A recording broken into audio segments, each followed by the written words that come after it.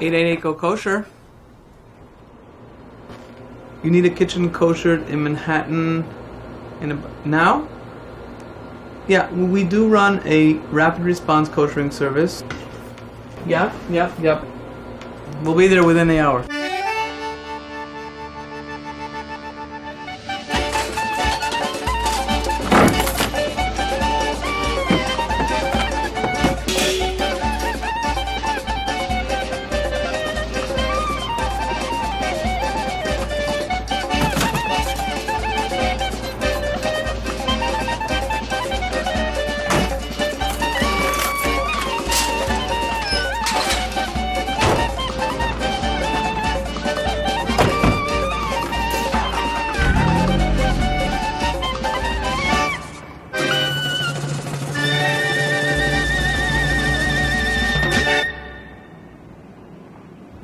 We like to think of ourselves as firemen, in the same way that firemen are sitting around in the station, getting ready for the next job, waiting for the call to come in, and they're fully equipped to get the job done. So too, people are always calling us for help, whether it's how to re-kosherize something, whether it's because they moved to a new location and they're kosher and they want their kitchen kosher already. We have a lot of people who are totally new to the process, and usually it's an outgrowth of a renewed interest in Judaism. So people call us from all over the country with questions, guidance, and then people call us, especially here in the greater New York area, actually wanting us to get the job done.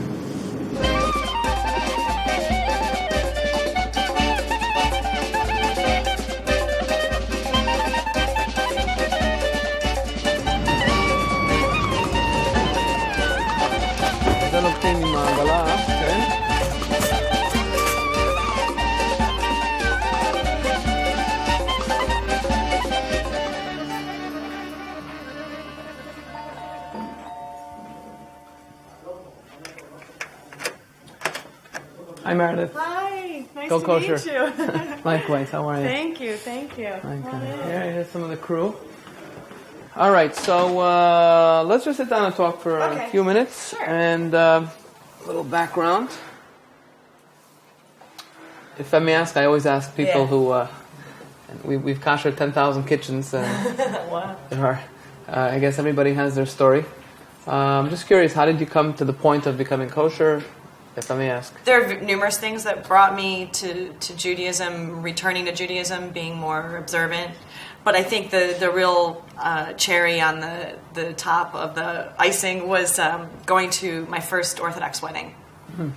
And I was just so overwhelmed by the community, by the exuberance, by the just utmost unconditional joy. And also the connection to Judaism. I just remember leaving that wedding that day thinking, I want to be a better Jew. Wow. And I think that's what I felt was missing. It's been a progression since then, and now it seems like only the right thing to do is to kosher the kitchen. Well, I'm very impressed actually that your introduction to Judaism was like an experiential one. Yeah, absolutely. And I actually felt chills going up and down my spine when you were describing the wedding and things, because it's very impressive. Yeah, I've been very blessed. So now that you've set up a home, yep, it's time to make it a kosher home and to kosher the kitchen. Yeah. Okay.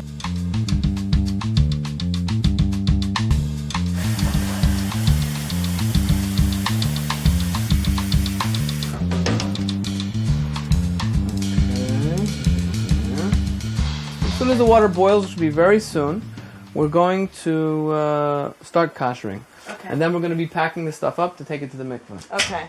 So this will be the dairy oven, and then that's the one I use most of the time. That will be my meat oven. Right. And when the kids come along, you'll need it more often. God willing. God willing. God willing, yes. Yes. Okay. So you want to show me your stuff? Okay. Show me your pots and pans, whatever. Show it all. Show me I'll it all. start with those have not been used. I bought those a few months ago with the intention that those would be my dairy dishes. Okay, very good. Never touched. Never touched. Okay. This is all new. Never been used. Beautiful. So some of the stuff we'll take to the mikvah, especially like the metal bowls. Exactly. Okay. Down here's Tupperware you'll probably throw away, which is fine. Especially if it was used with heat, especially if it was used like in a microwave with heat. If it was used, okay. Probably. Okay. And here, you already have 2 sets. You already have 2 we have sets. another set coming in the mail. Everything here that I can see has a hechsher, a kosher, right, or is naturally insignia. kosher, right, like rice, and right, dry legumes, etc., right, etc. Right. Okay, no, I think you're okay for now. So we'll start the koshering. Okay. Great. Okay, guys, come on in.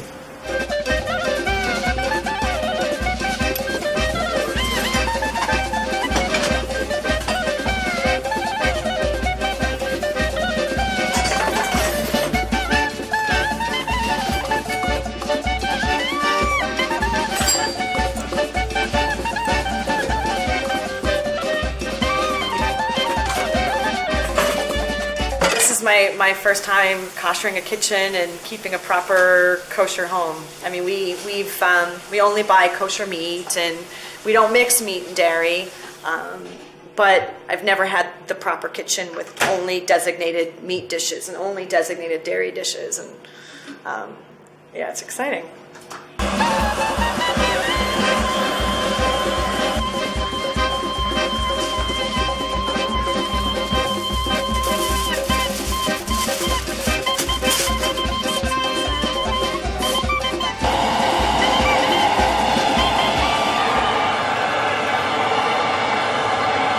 As a child, growing up, we didn't keep kosher. We ate everything. And, I mean, I've been becoming more observant over the past 4 years. And there are, a few female commandments, Taharat HaMishpacha and Kashrut and a few things that are specific to women. And I felt like that's the least I could do, is I want to be the best Jewish woman I can be. I want to make sure that I keep those 3 commandments.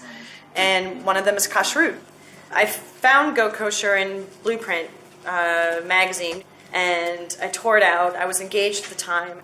It was something that I dreamed of, kind of. I folded it up and I kept it, and I dreamed of that day that I'd be married in my new home with my husband and keeping a home of peace and kashrut. And so when all the boxes started coming from the wedding of all the gifts and the dishes, and it was very overwhelming. I thought, this is a big job. I definitely need some help.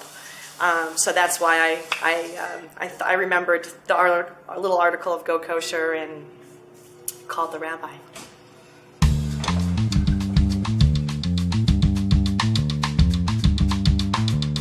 So what we did today. Yeah. If you need any help, you can call me. I'll walk you through the situation. Okay. But for many, many things, boiling is the way to rekasher something. All right.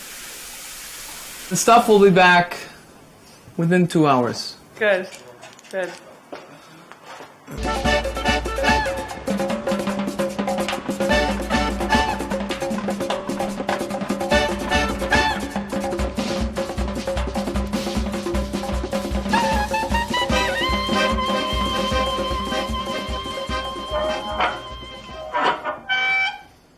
Asher Kedishanu b'mitzvosav tzivanu al tvilas kelim.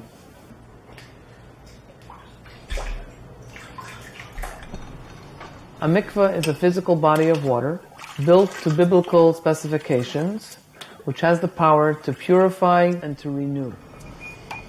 When you take things to the mikveh, they undergo a spiritual transformation. In Judaism, we strive to make the mundane holy. It looks simple enough, but I mean, it's really very mystical.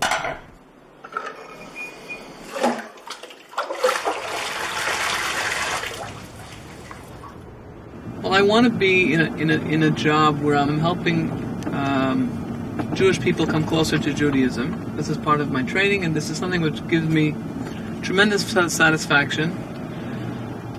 And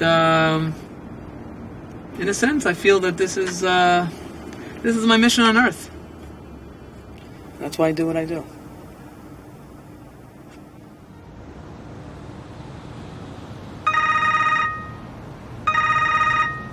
888 Go Kosher.